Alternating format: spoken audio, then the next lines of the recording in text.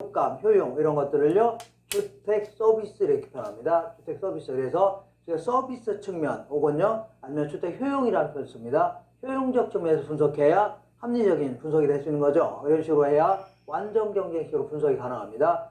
이때 이제 이 그 주택 수요는요 주택 서비스 수요로부터 파생된 수요이다. 그러니까 주택으로부터 받는 어떤 만족감 있죠. 이런 게 커지면요 그 물리적 주택 수요는 증가할 수밖에 없는 거죠. 근데 주택 서비스 수요가 서비스가 커졌다 작았다를 뭘로 알 수 있습니까?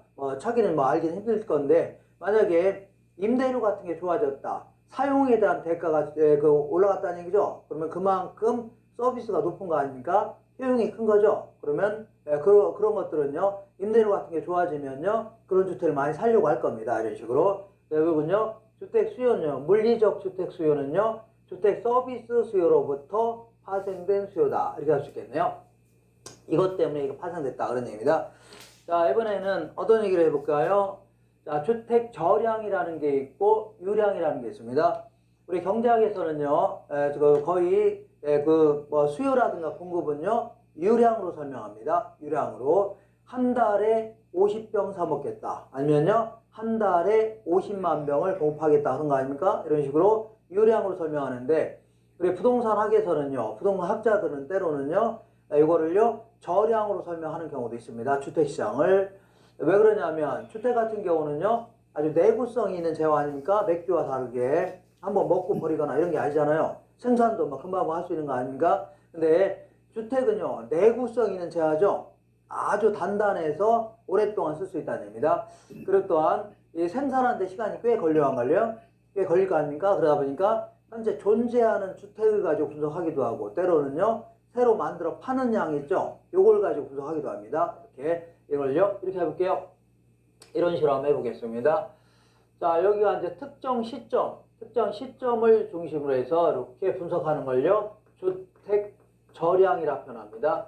특정 시점에 존재하고 있는 양을 가지고 분석하는 걸요 주택 저량입니다. 그리고 일정 기간 동안에 새로 만들어 파는 양 요거 가지고 분석하는 걸요 주택 유량이라는 표현 쓸게요.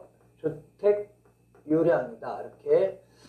자, 만약에 1월 1일 현재 어떤 해 1월 1일이 있을 거 아닙니까? 1월 1일 현재 자, 실제 존재하고 있는 주택수가 1000만 채라고 치자. 1000만 채다. 현재 존재하고 있는 주택수가 몇 채라고요? 1000만 채인데 자, 그 중에서 소비된 양이 950만 채라고 치자. 950만 채. 자, 그러면 몇 채가 비어 있어요? 몇 채가? 50만 채가 비어 있죠? 50만 채가 비어 있네요.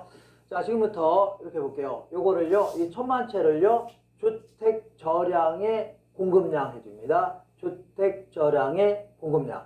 이 950만 채를요, 주택 저량의 수요량, 주택 저량의 소비량. 다시 할게요. 특정 시점에 존재하고 있는 양을요, 주택 저량의 공급량. 그 중에서 소비된 양을요, 주택 저량의 수요량 해줍니다. 그러면 50만 채가 비어있는 거 아닙니까? 이걸 공가라 표현합니다. 비어있는 집을요, 공가다 해줍니다. 이번에는, 자, 작년 1년 동안에 아파트 새로 지어서 팔려고 했던 양이 50만 채인데, 그 중에서 소비된 양이 몇 채는 45만 채입니다. 45만 채다. 자, 그러면 5만 채가 분양이 안 됐네요. 팔려고 했다, 안 팔린 거 아닙니까? 분양이 안 됐다입니다. 자, 지금부터 이 50만 채를 뭐라고 하냐면 주택 유량의 공급량. 자, 그리고 45만 채를요 주택 유량의 수요량. 그리고 5만 채를요 미분양됐다 이렇게 표현합니다. 미분양됐다 이렇게. 자, 다시 한번 해볼게요. 이 50만 채는요 이 주택 유량의 공급량. 일정 기간 동안에 새로 공급하고자 했던 양, 공급하려고 했던 양을요 주택 유량의 공급량. 그 중에서 소비하고자 했던 양을 뭐라고요? 이걸요 주택 유량의 수요량이 하는 거 아닙니다. 수요량. 그리고 5만 채는 분양이 안 됐죠? 이걸요 미분양됐다 했습니다. 미분양. 자, 다시 한번 정리해 볼게요. 다시. 자, 특정 시점에 존재량 가지고 분석하는 걸요 주택 저량. 일정 기간 동안에 새로 만들어 파는 양 가지고 분석하는 걸요 뭐라고 하냐면 주택 유량이라는 겁니다. 그러면 자, 이 특정 시점에 1000만 채가 존재한다. 이걸요 주택 저량의 공급량이라는 거고, 그 다음에 특정 시점에 소비된 양을 뭐라고요? 주택 저량의 수요량이라는 겁니다. 주택 저량. 자, 그러면 이 차이 있죠? 차이가 공간할 수 있네요. 공간. 그 다음에 작년 1년 동안에 새로 지어서 팔으려고 했던 양이 50만 채다. 이걸요, 주택 유량의 공급량. 그 중에서 소비된 양을요, 주택 유량의 수요량. 그러면 5만 채가 안 팔렸죠? 이걸요, 미분양됐다. 이래야 됩니다. 이렇게 해서 이런 걸 통해서 앞으로 필요로 한 양이라든가 이렇게 분석해 볼 수 있는 거죠. 이렇게 하자는 얘기입니다. 이렇게. 때로는요, 경제학에서는 다 유량으로 설명하지만 부동산 학에서는요, 때로는 예외적으로 이렇게 분석할 수도 있다는 얘기죠. 이렇게 하시면 돼요. 자, 이번에는 어떤 얘기를 해볼게요? 이런 얘기를 해보겠습니다. 주택 수요라는 게 있고 소요라는 개념이 있습니다. 수요와 소요다. 자, 이거는요, 어떤 부동산 시장 전체를 얘기합니다. 이 부동산 시장 전체에서 이 가격이 비쌀 수도 있고 쌀 수도 있는 겁니다. 그리고 임대료가 비쌀 수도 있고 쌀 수도 있어요.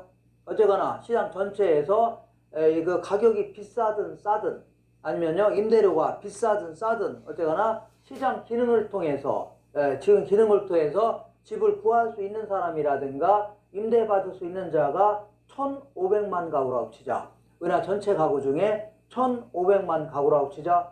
근데 이 시장 기능을 통해서 집을 구할 수 없는 사람이 있을까요? 없을까요? 있다입니다. 그 임대료도 낼 수 없는 사람이라든가 노숙자라든가 굉장히 많이 있을 거 아닙니까? 이런 사람들을 그냥 방치해 놓고서 과연 성공한 사회다 이렇게 할 수는 없는 거죠. 그러니까 시장 기능을 통해서는요, 집을 구할 수 없거나 아니면요, 보증 같은 거 못 낼 사람들, 이런 사람이 있을 수 있는 거 아닙니까? 이런 사람을요, 한 300만 가구라고 하자. 이런 걸요, 구매력이 없는 가구라는 겁니다. 그러면 이러한 가구를 그냥 방치해 놓고서 과연 성공하냐, 성공한 사회냐 할 수는 없는 거죠. 그래서 어떤 식으로든 정부가 나서서 뭐 공공 임대 아파트를 지어서 공급하거나 아니면 임대료 같은 것도 좀 지원해 주거나 분양가 같은 것도 좀 규제해서 좀 뭐 살 수 있게끔 유도하거나 이렇게 해야 될 거 아닙니까? 이렇게 하자는 거를요, 소요라는 개념을 쓰는 겁니다. 요거는요, 시장 기능에 맡기면 되는 거죠. 이걸 수요라는 개념을 씁니다. 우리 수요 공급에서는요, 유효 수요를 얘기하는 거예요. 유효 수요. 요거는요, 소요라는 개념을 씁니다. 자, 읽어볼게요. 자, 수요를요, 디맨드 해줍니다. 이거는요, 우리 여태까지 수요 공급 이론에서 공부했던 경제학상, 경제상의 개념으로 구매력을 갖춘 유효수요를 얘기합니다. 자, 그러니까 구매할 수 있는 힘이 있다는 얘기죠. 이런 사람들의 수요를요, 유효수요라는 겁니다. 주로 이제 중산층, 이런 사람 대상하는 거고, 이건 정부가 개입할 필요 있어 없어요? 없습니다. 그냥 시장 기능에 맡기면 되는 겁니다. 기능에 맡기면요, 알아서 그냥 자기의 집을 능력에 따라 집도 구입하고 할 거 아닙니까? 근데 이렇게 때로는요, 뭐 보증금을 낼 돈도 없는 사람도 있고, 막 달동네라든가 이런 게 저급 아파트만 사는 사람도 있을 거 아닙니까? 그런 사람들 그냥 방치해 놓고서 과연 성공하느냐 할 수 없는 거죠. 그래서 이 주택 소요라는 개념을 니즈 얘기하는데, 그런 사회 정책적으로 필요로 한 양을 얘기하는 겁니다. 이건 주로 이제 무주택자, 특히 극빈층을 대상으로 한 개념이에요. 이거는요, 그냥 놔뒀다가는요, 나도 우리 추운 날, 길거리에 앉을 수밖에 없는 거죠. 어떤 형태로 나서서 정부가 나서 해결해야 되는 겁니다. 이건요, 정부 개입을 통해서 해결할 수밖에 없다는 얘기죠. 정부에 이렇게 하시면 돼요. 자, 그 다음에 이번에는요, 이 주거 분리라는 얘기를 해볼게요. 이제 주거 분리하고 여거 가정은요, 같이 연결되는 겁니다. 주거 분리. 자, 주거 분리라는 것은 어떤 얘기냐면, 어떤 지역은 잘 사는 동네이고, 어떤 지역은요, 좀 못 사는 동네 아닙니까? 이렇게 구분되어 있는 거죠. 이런 걸요, 주거 분리 현상이라는 겁니다. 소득 수준별로 주거 지역이 분리되어 있는 현상, 이런 지역을요, 이런 현상을요, 주거 분리 현상이라는 겁니다. 자, 이거 왜 이렇게 분리되어 있습니까? 여기는 고소득층 주거지역이고, 여기는요, 저소득층 주거지역 아닙니까? 여기는요, 비싸니까 지불 능력이 많아야 살 수 있는 거고, 여기는요, 싸니까 지불 능력이 작은 사람도 살 수 있는 거 아닙니까? 결국은요, 소득 계층에 따라 잘 사는 동네, 못 사는 동네 구분하는 거 아닙니까? 잘 사는 동네, 못 사는 동네 이렇게 구분하시면 돼요. 자, 그리고 요거는요, 도시 전체에서 나타나기도 하지만, 때로는요, 가까운 근린 지역에서도 발생할 수 있는 겁니다. 때로는 같은 아파트 단지라 하더라도 이걸 재개발 같은 거 하고 재건축 같은 거 하죠. 재건축 하게 되면요, 재건축 초과이익 환수에 관한 법률에 따라서 아파트 몇 동은 그 재건축 초과 부담금을 내야 되는데 보통은요 아파트 지어서 몇 동 지어서 정부한테 기부 체납하는 형태입니다. 그렇기 때문에 여기는요 또 약간 좀 가난한 사람이 살기도 합니다. 임대주택. 자, 그러다 정부가 임대하는 거 아닙니까? 그래서 때로는요 같은 아파트 단지에서도 이런 현상이 나타날 수 있는 겁니다. 이걸요 주거 분리다 해줍니다. 주거 분리. 근데 왜? 자, 이 지역은요 이렇게 다시 한번 이렇게 볼게요. 자, 이 지역은 전체적으로 고소득층 주거지역이고 이 지역은요 전체적으로 저소득층 주거지역이라고 보겠습니다. 무슨 얘기냐면 자, 이쪽은 전체적으로 고소득층 주거지역이죠. 예. 자, 왜냐하면 왜 이게 전체로 이렇게 남고 전체로 이렇게 남나 그런 얘기입니다. 자, 만약에 자, 이거는 일정 시점에서 한번 분석해 보는 겁니다. 특정 시점에서 분석해 보는데 만약에 여기 있는 거는요 주택 가격이 한 15억 정도 되는 고급 주택들입니다. 15억 정도 되는 고급 주택들인데 그 중에서 일부 주택이 욕실 같은 거 있잖아요. 걔가 막 깨지고 부서지고 막 방충망도 막 찢어지고 아니면 타일도 막 오래돼서 막 누리끼리 하고 막 이럴 수 있죠. 물도 줄줄 새고 그러면 이런 걸 뭐 교체하려고 안 하려고요? 개량하려고 할 겁니다. 개량. 그러면 개량 비용이 들어가 안 들어가요? 들어간다입니다. 그러니까 자 이런 지역에서는요 다시 할게요. 한 15억 정도 되는 고급 주택촌인데 왜 이 지역은 전체적으로 고급 주택으로 남나 그런 얘기입니다. 전체는요 15억 정도 되는 고급 주택인데 그 중에 일부가 욕실 같은 게 지저분하고 깨지고 막 낡고 했다는 얘기죠. 아닙니까? 그러면 이걸 개량하려면 개량 비용 들어가 안 들어가요? 들어갈 거 아닙니까? 2천만 원 정도. 그러면 개량 후에 가치 증가를 비교했던 이게 훨씬 더 크다는 얘기죠. 다시 말하면 2천만 원 정도 들여서 욕실을 딱 개조했더니 나중에 팔 때는요 한 5천만 원 정도 붙여 팔 수 있다는 얘기죠. 그러니까 가치 증가 크니까 이 개량하려고 안 하려고요? 하려고 하는 겁니다. 그러니까 아무래도 전체적으로 고급주택에 남을 수밖에 없는 겁니다. 왜냐하면 얘는요 이 개량하게 되면요 주변 때문에 이익을 볼 수 있는 겁니다. 주변에 워낙 집 가기 좋으니까 조금만 개량하더라도 크게 붙여 팔 수 있다는 얘기죠. 그렇기 때문에 개량 다 하려고 하니까 이걸 정의 외부효과라는 겁니다. 나중에 그 정책론에서 공부할 건데 주변 때문에 이익을 본다는 얘기죠. 이걸 정의 외부효과라는 겁니다. 정의 외부효과. 자, 근데 이 지역을 볼게요. 이 지역은요 3천만 원 정도 되는 저급 빌라촌입니다. 3천만 원 정도 되는 저급 빌라촌인데 어떤 사람이 거기 욕실 있잖아요. 욕실을 막 개량하려고 합니다. 2천만 원 들여서 개량하려고 하는데 개량 비용이 들어갈 거 아닙니까? 2천만 원. 근데 개량 후에 가치 증가 오히려 작다는 얘기죠. 그러니까 빌라 가격은 3천만 원밖에 안 되는데 2천만 원 들여서 욕실 개조했다고 치자. 그런다고 해서 2천만 원 이상 더 붙여 팔 수 있나요? 천만에요. 기껏해야 한 200만 원밖에 못 붙일 겁니다. 그러다 보니까 개량하려고 안 하려고요? 안 하려고 합니다. 그러니까 자꾸 전체적으로 저급대로 남을 수밖에 없는 겁니다. 얘들은요 개량하면 주변 때문에 피해 본다는 얘기죠. 그러니까 오히려 개량 안 하려고 합니다. 주변 때문에 피해를 보는 걸요 부의 외부 효과라는 겁니다. 주변 때문에 피해를 입는 걸요 부의 외부 효과 이렇게 해주면 돼요. 이렇게. 그러니까 이런 얘기입니다. 아주 다시 할게요. 아주 고급 그랜저 승용차가 딱 있는데 반짝반짝 하는 거 아닙니까? 고급. 자, 한 3년 정도 2년밖에 안 된 그랜저 승용차인데 이게 이제 지나가다가 이제 후진하다가 전봇대 부딪힐 거 아닙니까? 그러면 뒤가 찌그러져 안 찌그러져? 이거 찌그러질 거 아닙니까? 그러면 그 승용차 주인은요 막 열이 받아갖고 잽싸게 어디 가서요? 카센터 가서 고치려고 할 겁니다. 그러니까 펴서 갖고 다니려고 하죠. 근데 여기를 볼게요. 여기는요. 자, 1990년도에 아주 유행했던 이 그랜저는 그랜저인데 각 그랜저를 하는 겁니다. 우리 영화인 친구 있죠? 친구. 거기서 나오는 뭐 그랜저 이런 겁니다. 여기 이렇게 되어 있는 차 있습니다. 간혹가다 돌아다니는 차 있습니다. 여기 이제 90년대 나온 차인데 이게 후진하다가 이제 뒤가 찌그러진 거 아닙니까? 그러면 요거를 고치려고 해요, 안 해요? 그냥 타고 다닙니다. 왜냐하면 차량 가격은 50만 원밖에 안 되는데 고치는 비용은 200만 원 아닙니까? 그러니까 고치려고 안 고치려고요? 안 고치려고 하는 겁니다. 이렇게. 자, 그런데 이 차도 시간이 꽤 지나봐요. 막 8, 9년 정도 지나면요. 돈이 있는 사람들은 요거 중고차 시장에 팔 거 아닙니까? 그러면 한 단계 낮은 하위 계층만 살려고 할 겁니다. 이런 식으로 주인도 바뀌는 거죠. 이렇게.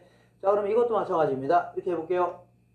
요 지역도요. 시간이 꽤 지금 아까는요. 특정 시점을 고정시킨 상태에서 알아본 거고 요것도 시간이 꽤 지나봐요.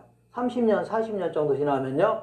건물 자체가 아파트 같은 게 전체가 낡고 노후화될 거 아닙니까? 그러면 우리 돈이 많은 사람들은 이런 데 살려고 안 살려고요? 안 살고 좋은 주택을 이사 가려고 하죠. 그러면 한 단계 낮은 하위 계층이 막 들어오기 시작합니다. 한 단계 낮은 하위 계층. 자, 이걸 지금부터 하향 여과다 이렇게 표현합니다. 하향 여과. 어쨌거나 하위 계층이 들어오는 걸요. 하향 여과. 이거 헷갈립니다. 그러니까 누가 들어오냐 여기에 초점을 맞춰야 됩니다. 하위 계층이 들어오는 걸요. 하향 여과라는 겁니다. 요 지역도 한 40년 정도 지나봐요. 그럼 슬럼가로 변할 수 있는 거 아닙니까? 그러면 만약에 재개발, 재건축 같은 거 한다면요. 뭐 삼성 아파트 막 좋은 아파트 들어와 안 들어와요? 들어오게 되면 뭐 지어야 될 거 아닙니까? 그러면 돈이 많은 사람이 들어오기 시작할 겁니다. 이걸요. 상향 여과다 이겁니다. 상향 여과. 이게 여과라는 표현을 쓰냐면 아주 고급 아파트 짓게 되면요.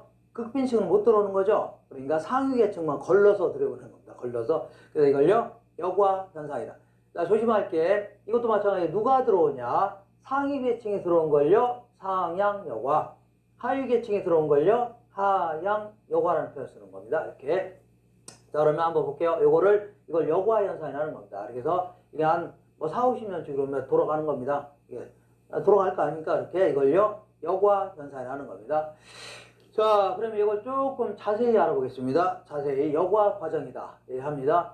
먼저, 자, 하향 여과는 아까 얘기한 대로 상위 계층이 사용하던 주택이 시간이 꽤 지나면 노후화 될 거 아닙니까? 그러면요, 하위 계층의 사용 주택으로 바뀌어 나간다는 얘기죠. 이런 걸요, 하향 여과라는 거고, 상향 여과는요, 상향 여과는 거꾸로 하위 계층이 사용하던 주택 있죠? 그런 주택들이 재개발하거나 재건축할 수 있는 거죠. 그렇게 되면요, 좋은 주택으로 들어올 거 아닙니까? 그러면요, 상위 계층만 들어와 살기 시작하는 거죠. 이런 것들을요, 이거를 상향 여과라는 겁니다. 상향 여과.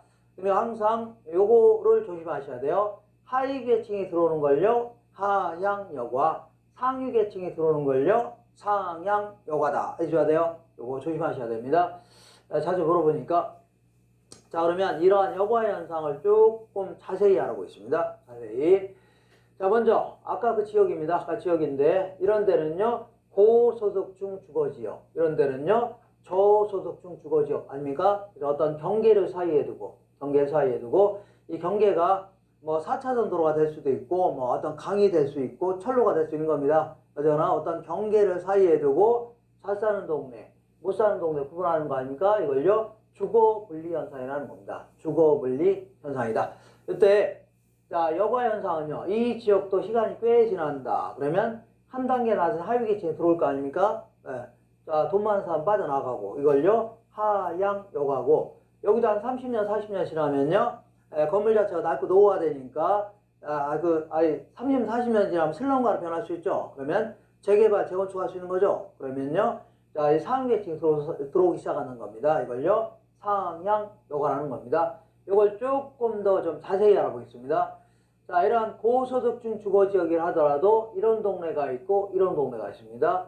저소득층 주거지역이라 하더라도 이런 동네가 있고 이런 동네가 있는 거 아닙니까? 그래서 여기 자, 일단 이거 볼게요. 고소득층 주거지역과 경계를 두고 있는 저소득층 주거지역 있죠? 이런 것들은요, 얘들에 비해서는 좀 비싸게 거래됩니다. 그걸요, 할증 거래된다. 할증돼서 거래된다.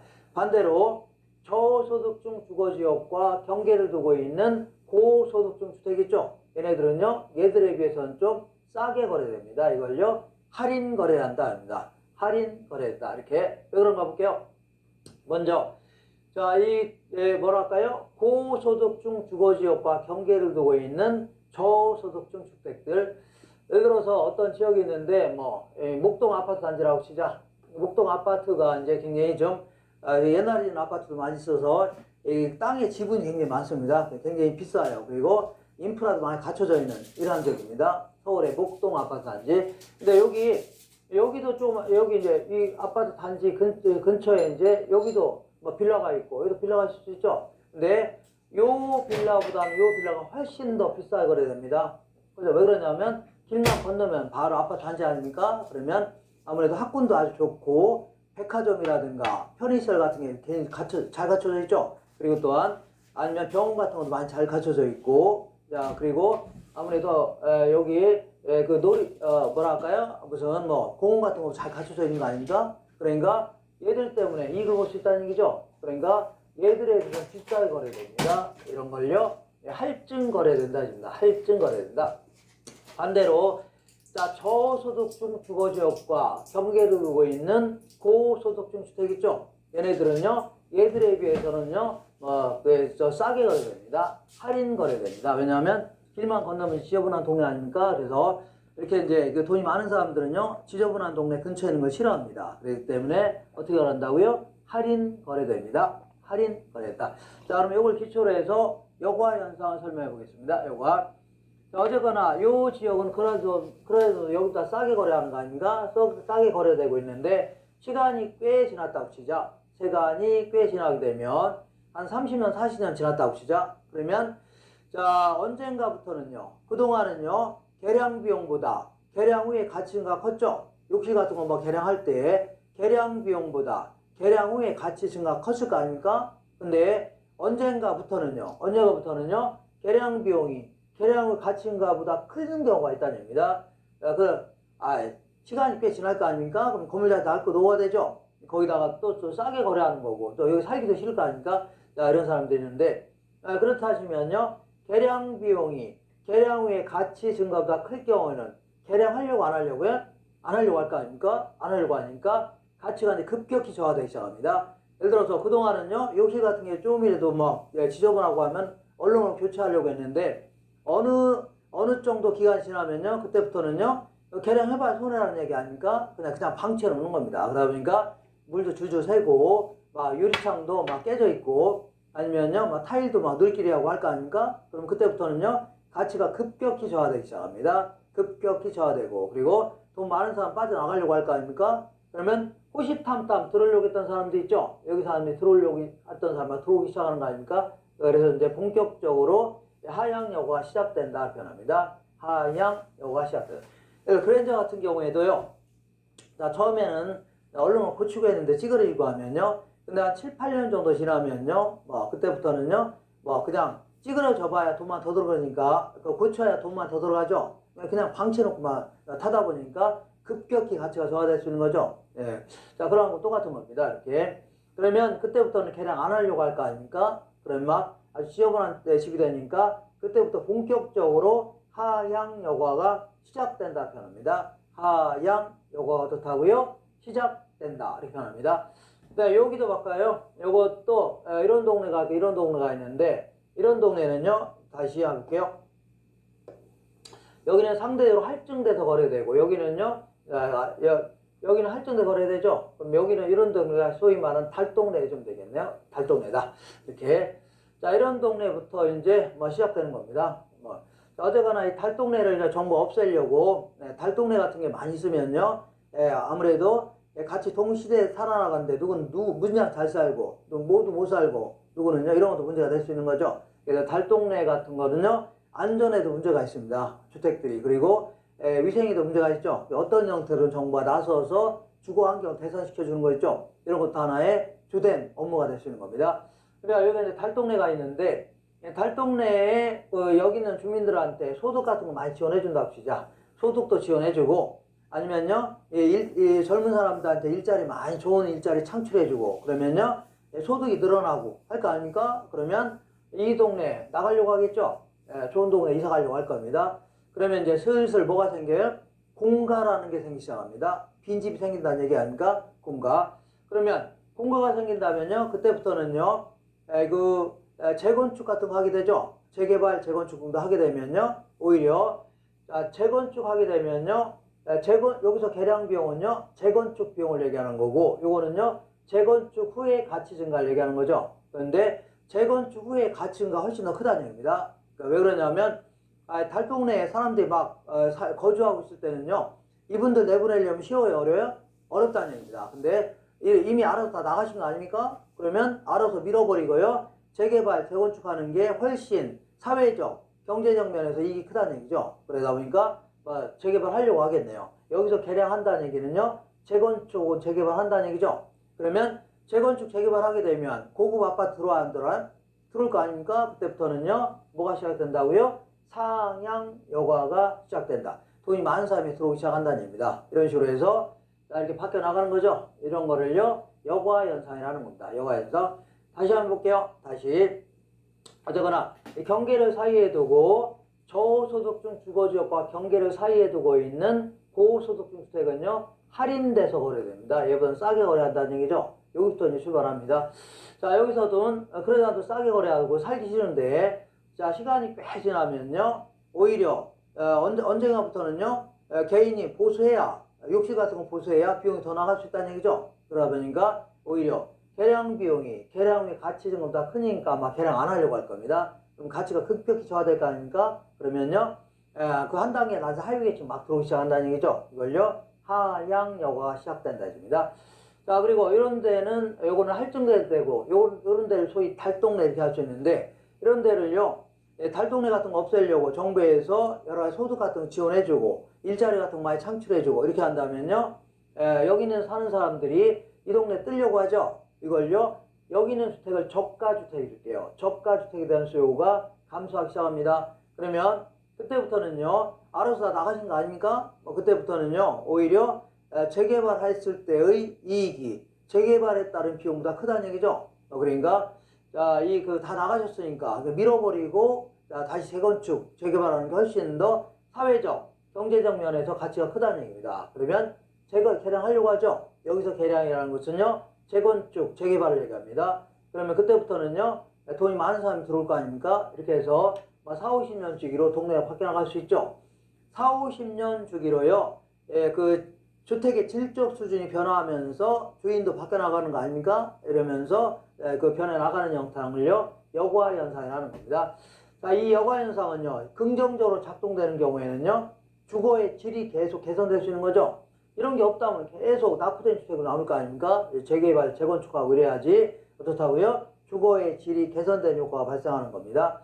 그리고 자꾸 막 고치고 막 이래 하다 보니까요, 내구성도 증대되는 거죠. 그리고 주택의 공급량의 증가에도 기여할 수 있다는 얘기입니다. 이렇게 하시면 돼요. 자, 그 다음에 이제 지금부터는 이제 자, 지대라든가 집가 이론 알아보겠습니다. 지대와 집가 이론 이런 알아볼 건데, 자, 이 지대라는 것은요, 이 토지 임대료를 줄여서 지대라는 겁니다. 자, 그 다음에 집가라는 것은요, 토지 가격을 줄여서 집가해줍니다. 토지 임대료를 줄여서 뭐라고요? 지대. 그 다음에요, 토지 가격을 줄여서 집가라는 겁니다. 그러니까 자, 써볼게요. 토지 임대료. 이거 잘 안 써지네요. 임대료를 줄여서 뭐라고요? 지대. 그 다음에 토지 가격. 토지의 가격을 줄여서 집가해줍니다. 요거 줄여서 지대 해줍니다. 지대. 그리고 요거는요, 집가 이렇게 합니다. 집가. 자, 토지 임대료는요, 유량 변수입니다. 그러니까 한 달간의 임대료 아니면요, 1년간의 임대료 이렇게 해야 될 거 아닙니까? 이런 식으로 그 기간을 명시해야만 분명히 된 거 아닙니까? 이걸요, 유량 변수라는 거고, 토지 가격은 어떻게 한다고요? 지금 현재 얼마다 아니면요, 작년 말 기준 얼마다 이렇게 해줘야 되죠. 이거는요, 저량 변수에 해당됩니다. 저량 변수다 해줍니다. 자, 그래서 어쨌거나 이 토지 임대료와 토지 가격에 대해서 좀 알아보는데, 자, 토지 임대료라든가 토지의 가격이 어떤 땅은 비싸고 어떤 싸다는 얘기죠. 이거와 관련된 여러 가지 학자들이 내는 이론들이 있는데, 이걸 좀 설명하는 겁니다. 여기는 크게 한 3가지 정도로 알아볼게요. 먼저 차액지대설이라는 게 있고, 이거 리카도가 얘기한 겁니다. 그 다음에 절대주대설은 누가 얘기한 거예요? 마르크스라는 사회주의 경제학자 아닙니까?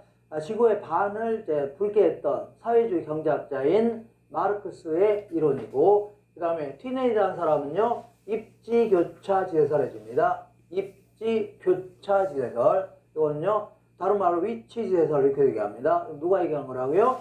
튀네이라는 학자가 얘기한 이론입니다. 이렇게.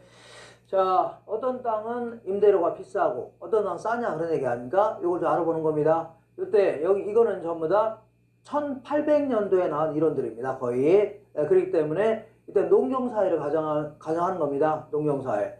자, 그래서 이때는요, 거의 다 이제 농사짓고 살다고 가정해야 돼요. 농사짓고. 그리고 지주가 이제 땅 주인인데, 지주들은요, 농사 안 짓습니다. 안 짓고, 그래서 빌려주는 겁니다. 그러면 농부들이 땅을 빌려서, 빌리거나 소작하거나 이렇게 해서 농사 지어서, 그러면 임대료 줘야 돼, 안 줘야 돼요? 주는 형태입니다. 이런 형태 가정해야 됩니다. 다시 할게요. 자, 농부들은요, 그 농사를 짓는 거고, 지주는요, 빌려주는 겁니다. 그래서 농부들은 농사 지어서 뭘 해야 돼요? 그 임대료 줘야 될 거 아닙니까? 이걸 지대라는 겁니다. 지대를 줘야 되는 이런 형태를 취하게 됩니다.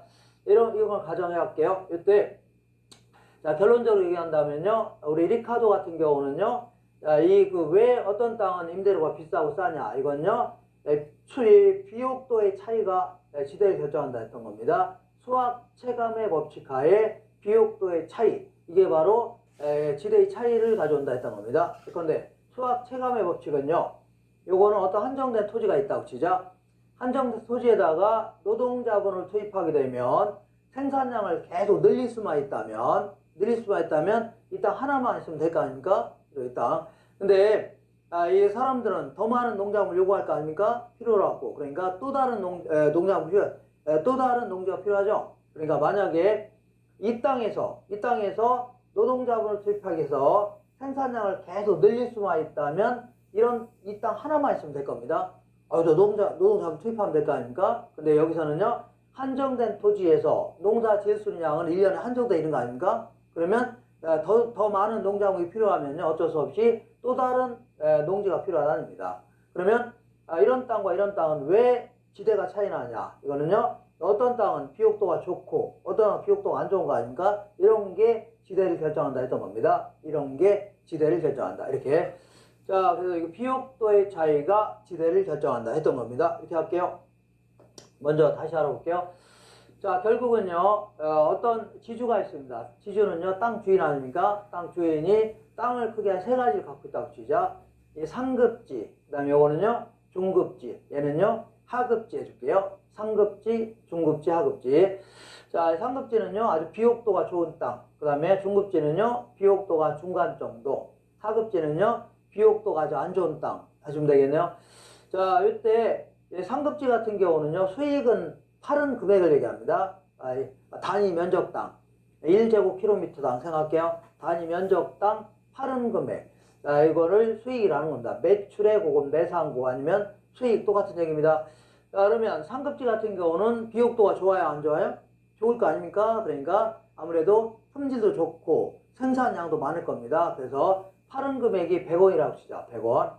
중급지 같은 경우는요, 80원 정도 하고, 그 다음에 하급지는요, 50원 정도 한다고 치자. 그리고 비용이라는 것은요, 씨 뿌리고 경작하는 비용을 얘기합니다. 씨 뿌리고 경작하는 비용인데, 여기는 지대는 포함이 안 되는 겁니다. 그러니까 지주한테 줄 돈은 아직 포함이 안 됐습니다. 그걸 뺀 나머지 씨 뿌리고 경작하는 비용이죠. 그리고 항상 경작에서는요, 이 비용에는요, 정상적인 이윤도 다 비용으로 포함시킵니다. 정상적인 이윤도 다 뭘 포함한다고요?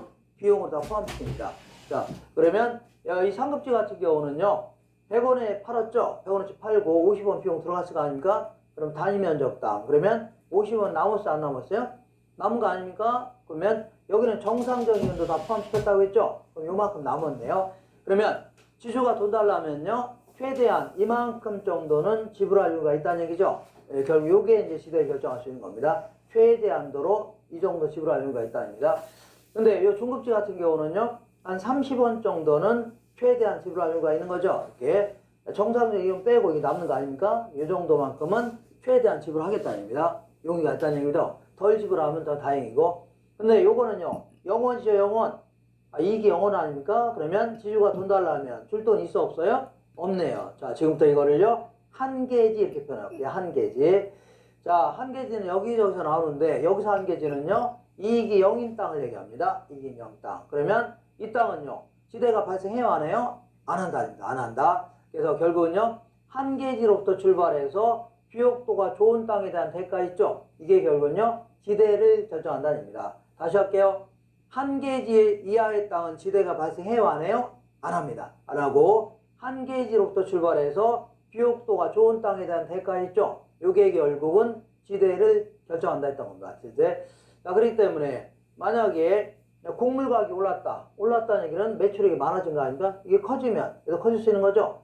커지면 커질 수 있죠. 커지면 커질 수 있는 거 아닙니까? 자, 그러니까 곡물 가격, 밀 가격 같은 게 상승하게 되면요 지대는 자연스럽게 올라갈 수밖에 없는 겁니다. 올라갈 수밖에 없어요. 자, 그리고 요거는 이따가 좀 하겠지만 요 리카도라는 사람은요 이 고전학파 경제학자입니다. 고전학파 경제학은요 오리지널 자본주의학자들인데 얘네들은요 지대를 보는 관점이 하나 잉여다 했던 겁니다. 잉여. 이거 다음 시간에 할 겁니다. 잉여라 했기 때문에 여기서는요 지대는요 요소 비용이 아니라 잉여다. 다음 시간에 할 겁니다. 하고 자 그래서 이렇게 해서 결국은요 비옥도의 차이가 지대를 결정한다는 얘기죠. 이렇게 아주 고무적인 좋은 얘기하는데 좋은 얘기인데 좀 그 단점 뭐 결함이 좀 있습니다. 어떤 문제점이 있냐면 이 사람은요 한 계지 이하의 땅은 지대가 발생하지 않는답니다. 이게 만약에 한 계지라면요 한 계지 이하의 땅은요 지대가 발생하지 않는답니다. 근데 아무리 농경사를 하더라도 지주가 땅을 왜 갖고 있습니까? 지주가 땅을 자기가 농사 안 짓는다고 했잖아요. 근데 왜 갖고 있습니까? 이거는 누구한테 빌려줘서 이익을 얻으려고 하는 거 아닙니까? 임대를 받으려고 하는 거죠. 임대료를 한 푼도 못 받는다. 그러면 그 땅을 갖고 있을 필요가 있어 없어요? 없다는 얘기입니다. 그러니까 아무리 농경사를 하더라도 지대가 발생하지 않는 땅은 없었다는 얘기죠. 왜? 물론 뭐 친인척한테 살짝 뭐 빌려주거나 공짜로 하는 경우 외에는 다 지대가 발생한다는 얘기입니다. 그러니까 지대가 발생하지 않는 땅은 없는데 이 사람의 논리는요 한 계지 이하의 땅은요 지대가 발생하지 않는다는 얘기죠. 이것도 문제가 되고 그 다음에 두 번째는요 이런 얘기를 해볼게요. 자 여기는 여기 도시고 여기 농지들입니다. 다 농지들 이렇게 농지들인데 이렇게 이 땅과 이 땅이 있는데 둘 다 비옥도가 똑같다고 가정해보자. 비옥도가 똑같다. 그러면 리카도의 논리대로 하면 지대는 같아야 돼, 달려야 돼요? 둘 다 중급지라면 같아야 될 거 아닙니까? 근데 비옥도가 똑같다 하더라도 이런 A라는 땅은요 지대가 비쌉니다. B라는 땅은요 지대가 비싸요. 그래서 요거는 좀 이따 하겠지만 여기는 농지는 다 요 도시에 갖다 내다 판다 가져가는 겁니다. 농작물을. 근데 얘는요 수송비가 많이 들어 적게들은 얼마 안 드니까 서로 이용하려고 할 거 아닙니까? 자 그래서 지대는 비싸고 여기는요 수송비가 많이 들죠. 서로 이용하지 않으려니까 지대는 쌀 수밖에 없는 거죠. 이렇게 해서 위치에 따라 지대도 차이가 날 수 있다는 얘기죠. 이런 걸 강구했던 겁니다. 위치에 따라서도 지대는 얼마나 차이가 나요 안 나요? 날 수 있다는 얘기입니다. 자 그래서 리카도의 논리는요 비옥도의 차이가 지대를 결정한다는 것은 아주 고무적인 얘기지만 어떤 때는 한 계지 이하의 땅이라도 지대는 발생할 수 있다는 얘기죠. 그리고 또한 위치에 따른 지대의 차이가 나는 것을 강구했다는 얘기입니다. 자 그래서 이제 마르크스라는 사람이 나온 이론인데 마르크스라는 사람이 리카도의 이론을 반박하면서 나온 건 아니고 그에 져서 자본론에서 이제 이런 얘기를 했던 겁니다.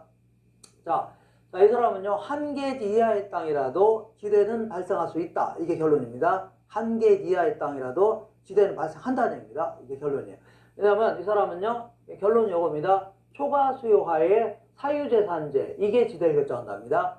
초과 수요하에 뭐라고요? 사유재산제. 그러니까 초과 수요라는 것은요 농지는 한정되어 있는 거 아닙니까? 그러니까 농지를 갖고 있는 사람은 한정되어 있는 거죠. 근데 농부는 무지장 많은 거 아닙니까? 그래서 결국은요 초과 수요 농사를 짓겠다는 굉장히 많죠.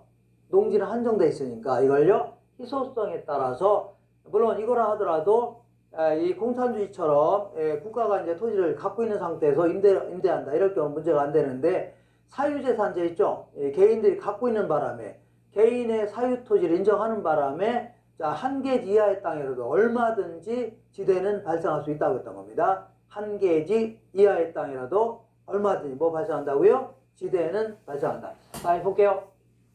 자, 그 토지를 갖고 있는 자들 몇 명 돼야하는데요. 소수가 거의 그 지역 지배하고 있는 거 아닙니까? 근데 이거를 사람 수에 따라 얘기하는 겁니다. 농부들은 무지장 많다는 얘기입니다. 서로 이용하려고 할 거 아닙니까? 그러다 보니까 결국은요, 소유자는요, 독점적 지위로 인하여 한계지에서도 막 지대를 막 부를 수 있다는 얘기입니다. 한계지 이하의 땅이라도 지대를 부를 수 있다는 얘기죠. 그러니까 결국 이런 얘기입니다. 자, 요거를 한계지라고 친다면요. 한계지라면요. 리카르도의 논리라면요. 이 안쪽의 땅은요. 이걸 차액지대가 생기고 차액지대라는 게 생기는 거 아닙니까? 그리고 이 바깥쪽에서는요. 지대가 발생해야 하네요. 차액지대가 발생하지 않는 겁니다. 발생하지 않는데 자 근데 문제는요. 농지는 한정돼 있고 이 이용하는 사람 굉장히 많을 거 아닙니까? 그러면 돈이 많은 사람도 좋은 땅을 좀 빌리려고 할 겁니다. 그래서 여기도 이제 절대지대가 발생하는 겁니다. 이 안쪽도 차익지대 외에도 뭐가 발생한다고요? 절대지대라는 게 발생합니다. 이게 절대지대. 자, 부르는 게 이제 임대료라는 얘기죠. 요거에다 추가로 더 불릴 수가 있다는 얘기입니다. 그리고 한계지 이하의 땅이라도 지주가 막 임대료 막 불릴 수가 있다는 얘기죠. 이거 절대지대라는 겁니다. 그러니까 이때는요 농경사회 아닙니까? 농사 짓는 거 외에는 다른 게 할 거 없는 거죠. 뭐 컴퓨터 뭐 프로그램을 할 겁니까? 뭐라 할 겁니까? 농사 지어야 되는데 아무래도 굶어 죽을 수는 없는 거 아닙니까? 농지는 한정돼 있고 그러면 어쩔 수 없이 한계지 이하의 땅이라도 지주가 지대를 부르겠다면요 이걸 이용할 수밖에 없다는 얘기입니다. 그렇기 때문에 한계지 이하의 땅이라도 결국은요 지대에는 발생할 수 있다는 얘기입니다. 지대에는 발생할 수 있어요. 이렇게 하시면 돼요. 자, 그러면 이렇게 해볼게요. 이렇게. 그러면 한계지라는 땅이 어떤 땅입니까? 한계지라는 땅은요, 이렇게 수익이 아닙니까? 한계지의 땅이라는 것은요, 수익하고, 자, 비용이 있다면, 수익하고 비용이 있다면, 수익과 비용이 있을 거 아닙니까? 그럼 아까 얘기한 대로 수익은 50원이고 비용도 50원 아닙니까? 그러면 이익이 얼마예요? 0 아닙니까? 이게 0이죠. 이런 땅을요 한계지라는 거 아닙니까? 근데 한계지라도 지대를 부르겠답니다. 그럼 이거라도 이용할 수밖에 없는 거죠. 돈이 많지 않은 사람은 이런 땅에도 이용해야 될 거 아닙니까? 근데 한계지는 이익이 생겨 안 생겨요? 이익이 0 아닙니까? 이익이 0이죠. 한계지죠. 한계지는 이익이 0 아닙니까? 이렇게 이익이 0인데 줄 돈이 있어 없어요? 아, 지주가 돈 달라면 줄 돈이 없는 거 아닙니까? 이게 하나도 안 생기는데 어떻게 줍니까? 맨날 빌려서 줄 수는 없는 거죠. 그러니까 예를 들어서 한계지의 땅이라도 10원의 지대를 부르겠다 합니다. 10원. 그러면 이익이 하나도 안 생기는데 어떻게 10원을 줍니까? 맨날 빌려서 줄 수는 없는 거죠. 그럼 어쩔 수 없이요. 아, 요거라도 이용하려면 어쩔 수 없이 내다 파는 가격 올릴 수밖에 없는 겁니다. 60원. 그러면 60원에 팔면 비용 50원 빼고 10원 남죠? 이렇게 해서 이용할 수밖에 없다는 얘기입니다. 그러니까 한계지 이하의 땅이라도 지주가 돈을 부르겠다면 이거 이용할 수밖에 없는 거 아닙니까? 근데 이익도 하나도 안 생기는데 어떻게 이용합니까? 결국은요, 그 파는 가격 있죠? 그러니까 한계지 이하의 땅으로 지대를 부르겠다. 그러면 곡물 가격을 올려서라도 이용할 수밖에 없는 겁니다. 곡물 가격을 올려서라도 이용할 수밖에 없는 거 아닙니까? 그리고 만약에 이거를 60원에 못 판다는 얘기죠? 그럼 10원 내야 될 거 아닙니까? 그래도 못 팔면 60원에 못 판다는 얘기는 못 올린다는 얘기죠?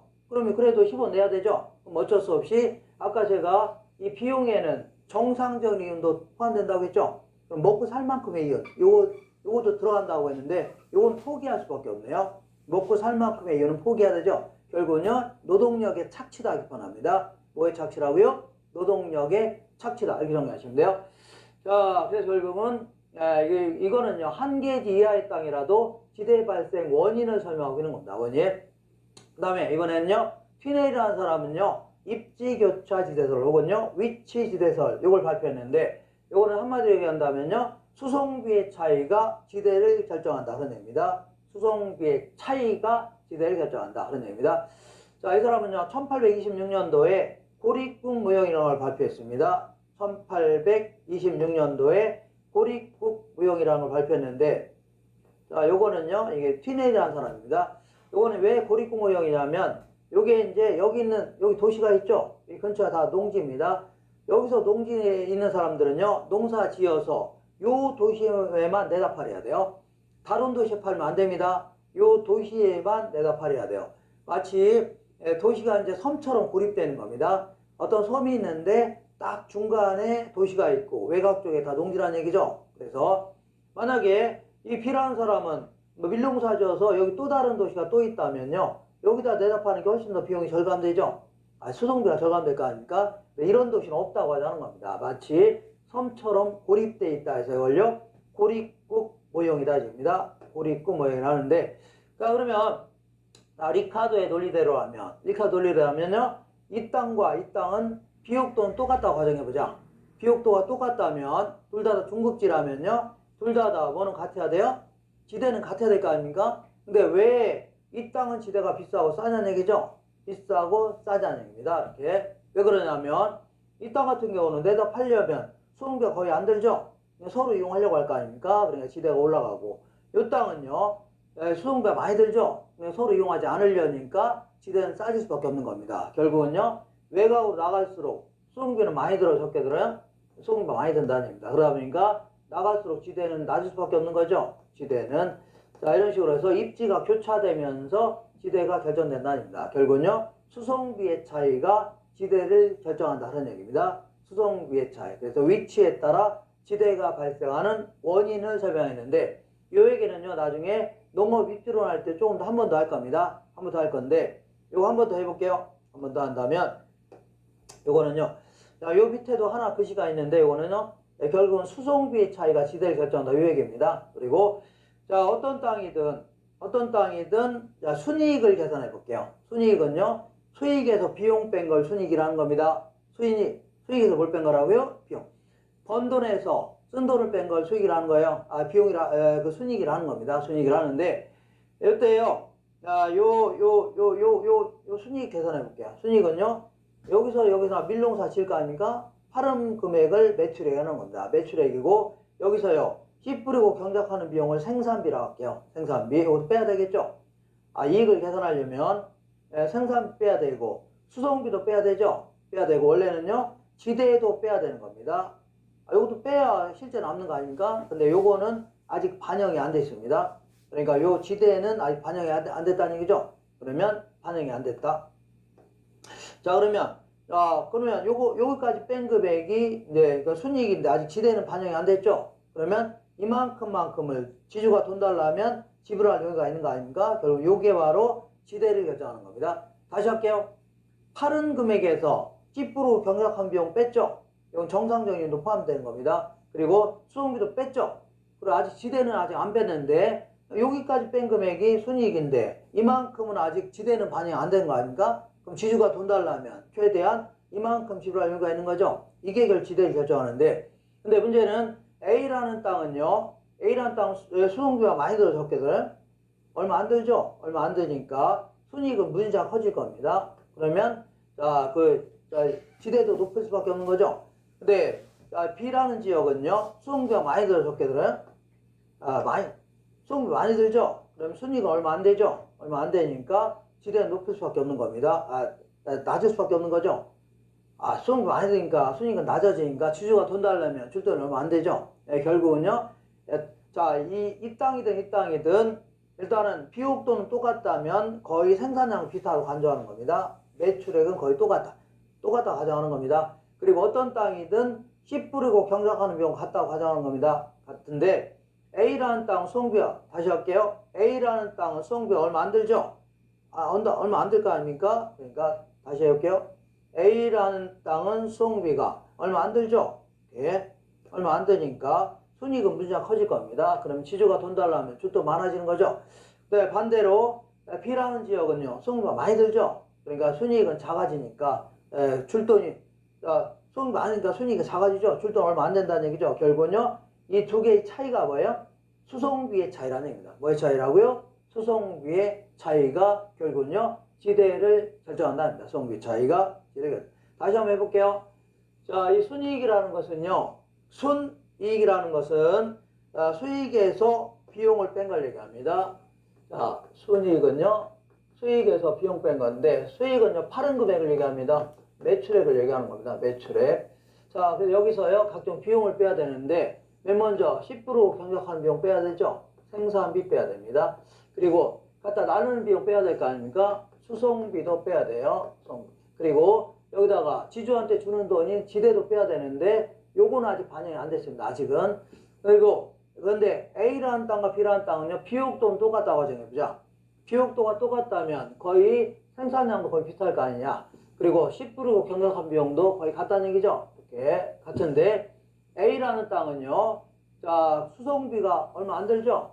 그러니까 순이익은 그러니까 커지니까 지주가 돈 달라면요, 이만큼 정도 남는 거 아닙니까? 이만큼 정도 지불할 이유가 있다는 얘기입니다. 그래서 지불할 이유가 있는 금액이 클 수밖에 없네요.